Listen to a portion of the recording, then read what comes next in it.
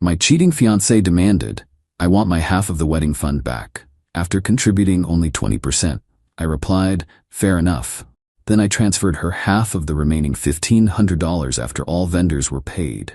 She was left frantically screaming on the phone that I stole her money.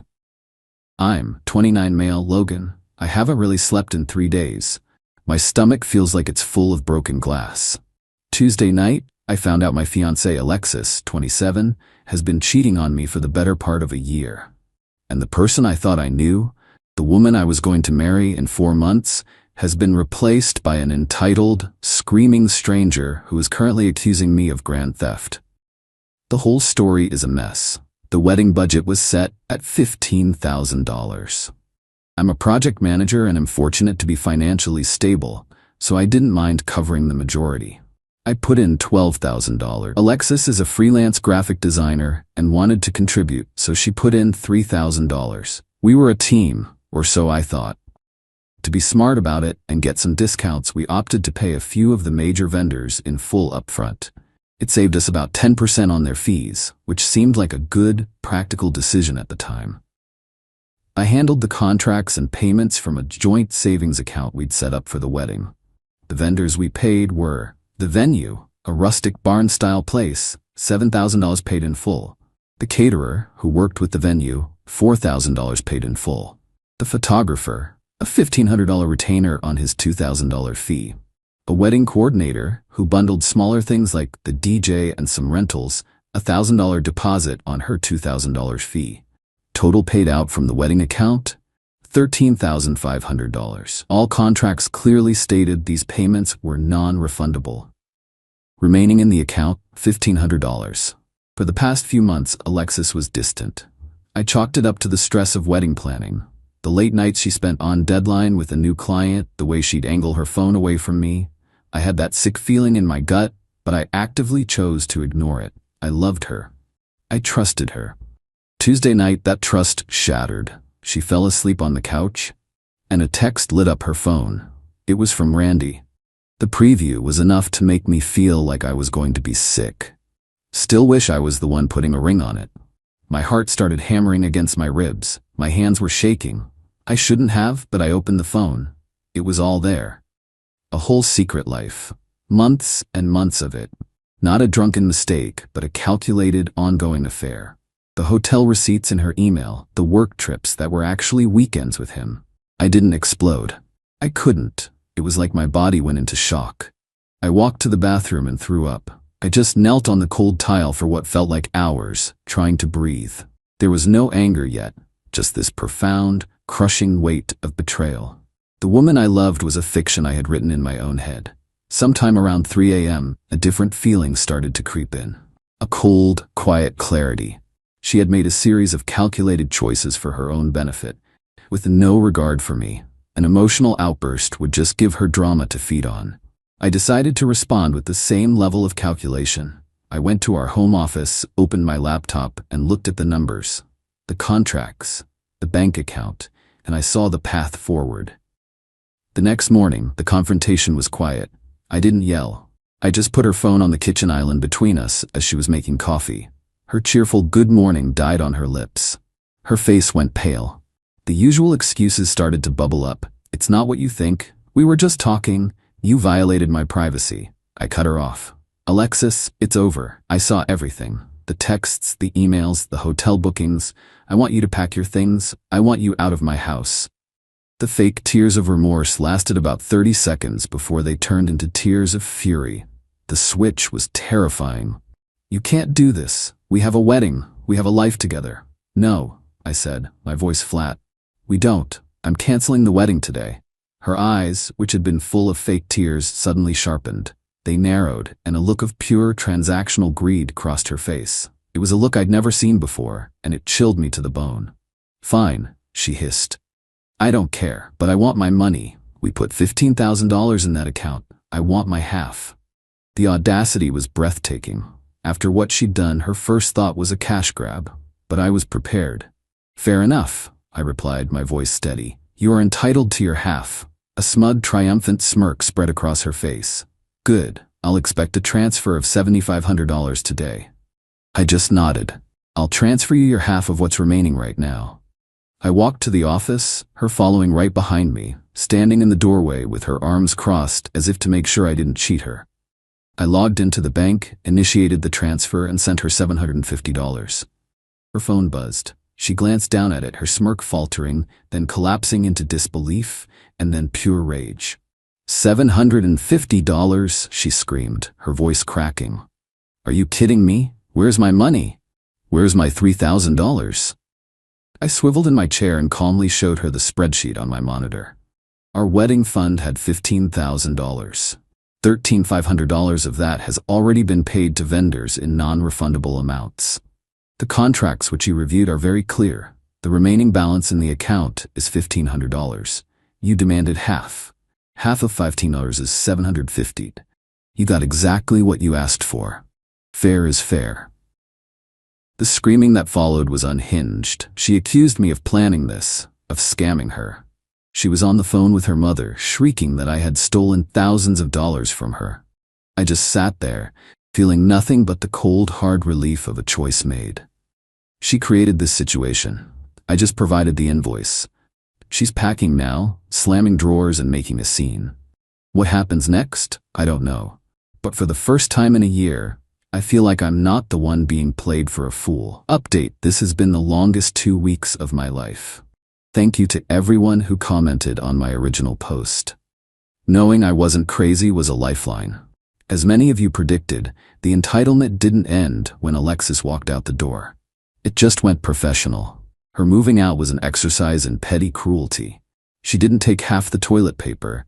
She took things she knew would hurt. A framed photo of my late grandfather, claiming she thought it was a gift. The ridiculous souvenir snow globe we bought on our first vacation together. Small, meaningless things to anyone else, but tiny, targeted cuts to me. The day after she left, her father, Vincent, called. I used to think he was a decent guy. I was wrong. There was no hello, just a gruff, "Logan, Alexis tells me you've stolen her savings." I took a breath and decided to meet aggression with calm. Vincent, good to hear from you. I haven't stolen anything. The money Alexis contributed was spent on its intended purpose. Non-refundable payments for the wedding. A wedding which, I assume she told you, is cancelled because she's been having an affair. There was a pause. She said you two had a disagreement and you overreacted. He said, his voice cold. Frankly, the reasons don't matter. She's a young woman trying to start over, and you're holding her $3,000 hostage out of spite. It's a bad look. Just give her the money and be a man about it. I felt a surge of anger, but I pushed it down. Vincent, there is no money to give. It's gone. It was paid to the venue and the caterer. If Alexis believes she is owed that money, her dispute is with them, not me. I'd be more than happy to forward you the fully executed contracts, which she co-signed, along with the vendor's contact information. You're welcome to try and get the money back from them. He was furious. He started yelling about lawyers and how I wouldn't get away with this before hanging up. It was an empty threat, and we both knew it. No lawyer would take that case. The revenge here wasn't some grand gesture. It was the quiet, infuriating brick wall of contractual reality. They wanted to fight, but they had no one to swing at but themselves. Next came the social media campaign. It was more insidious than a public post. Alexis put up a generic, sad-faced selfie with a caption about new beginnings and learning to put myself first.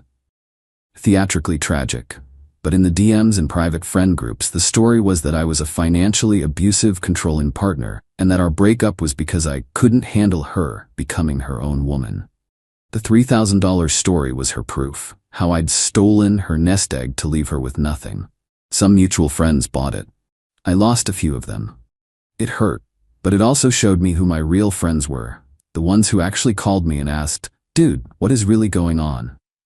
To them, I explained the situation calmly and factually. I didn't show them the texts. I didn't need to. I just laid out the facts. A few days ago, I got an email from Alexis. The entitlement had morphed. It wasn't an invoice for emotional labor. It was more grounded and somehow more infuriating. She demanded I continue paying her car insurance and cell phone bill, which were on my family plans, for the next 6 months as a severance to give her time to get on her feet. She also demanded the 65-inch TV, which I mostly paid for, and the good kitchen knives, because she did all the cooking anyway. This time, I didn't even feel anger. It was just pathetic. I responded with a simple 2-line email.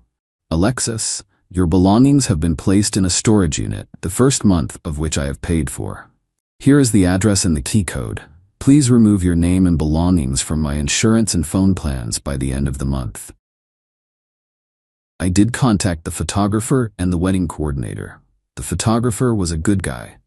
He said my $1,500 retainer was lost, but he'd give me a 50% discount on any future session, which was decent of him. The coordinator kept the $1,000 deposit, as per the contract. The bulk of the money, the $11,000 paid to the venue and caterer, is just gone. An expensive lesson. There was no magical way to convert it into a win. The only win was not letting them bully me into paying it twice. The justice wasn't in getting the money back, it was in forcing them to accept its loss as a consequence of her actions. Final update. It's been 6 months. The dust has settled, and my life is my own again. The healing process has been slow and non-linear, but I'm getting there. I wanted to post one last update to close the loop for everyone who followed along. The legal threat from Alexis's father never materialized, just as I suspected. However, about a month after my last update, I did receive a formal-looking letter from a lawyer Alexis had hired. It was a demand letter for the $250, her $3,000 minus the $750 I sent her, citing unjust enrichment and emotional distress. My stomach dropped for a second, but then I remembered I had a plan. I took the letter, my binder of contracts, the bank statements, and a printout of the email where she demanded her half to a lawyer for a 1-hour consultation. He looked everything over, a small smile playing on his lips. He said what I already knew. She didn't have a case. The contracts were ironclad.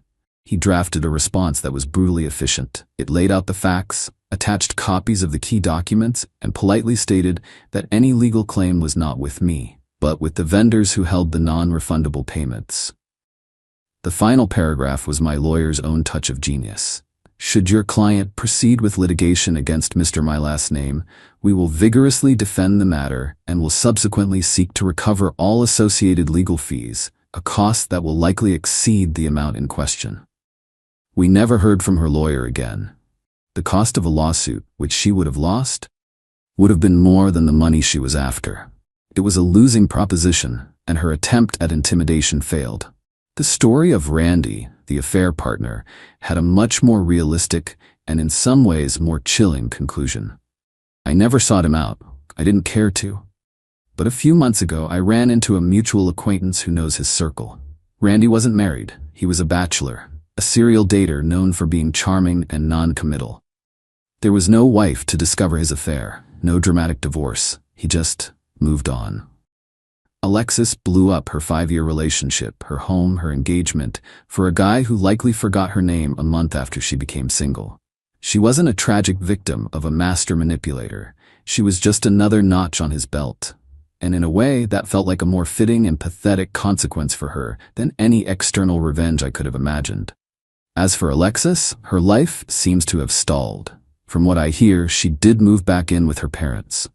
Her freelance business took a hit. Turns out the "I'm a victim" narrative doesn't pay the bills, and many of her professional contacts were also our mutual friends who now know the full story. Her attempts to paint me as a villain backfired, leaving her isolated. Her parents are apparently still furious, but their anger has nowhere to go. They can't attack me, and they're stuck with the consequences of their daughter's choices living under their roof. And me? The first few months were rough. There was a lot of anger and sadness. I sold the TV and the couch and redecorated the living room. It felt good to erase the last of her from the space. I used the discount from the photographer to get some professional portraits taken with my dog, which sounds silly, but it felt like a way of reclaiming my own life and identity. I've started dating again, very casually. It's strange, but the experience, as awful as it was, taught me to be fiercely protective of my peace. I learned that true justice isn't always about a dramatic public victory. Sometimes it's about holding your ground with quiet, unshakable facts. It's about letting the other person's entitlement and rage break against the wall of your own integrity. She wanted half. She got half of what was left after the wreckage she caused. I was left with the other half and the freedom to build something new with it. I'll take that deal any day.